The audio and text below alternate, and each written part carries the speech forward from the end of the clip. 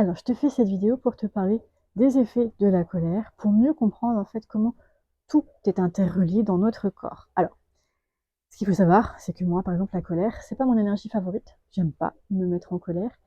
J'ai une énergie bois, donc pourtant, normalement, c'est une énergie que je maîtrise.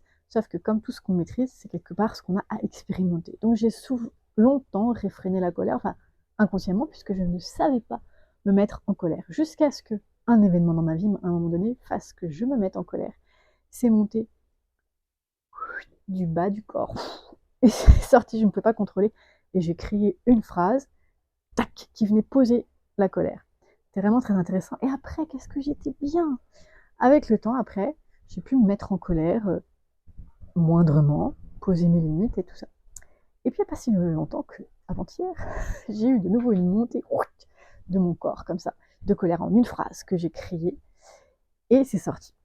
Le truc, c'est que quand tu sors ta colère, ce qui est beaucoup mieux que de la réfréner, sauf que quand tu sais pas que tu la réfrènes, tu sais pas quoi faire, mais c'est beaucoup mieux. Sauf que c'est une montée d'énergie, une montée de bois, une montée de mouvement. Hein. C'est le foie et la vésicule biliaire qui sont actifs, qui font monter comme l'arbre la sève vers le haut.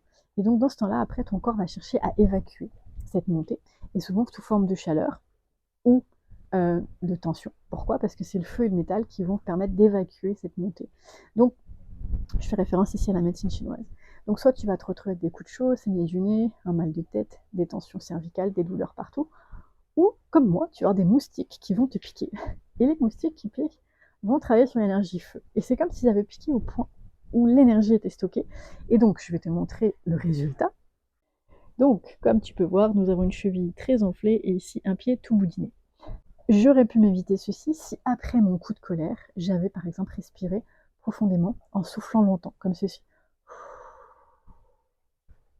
Si j'avais pratiqué mon petit mouvement de bassin suivi de mouvements respiratoires divers et variés, et si j'avais travaillé au niveau des mouvements, au niveau des épaules. Pourquoi? Parce que j'aurais permis à cette énergie de circuler et non pas d'être en vrille dans mon corps et qu'elles doivent s'évacuer sous forme de chaleur quelconque, ce que je paye aujourd'hui avec les piqûres de moustiques.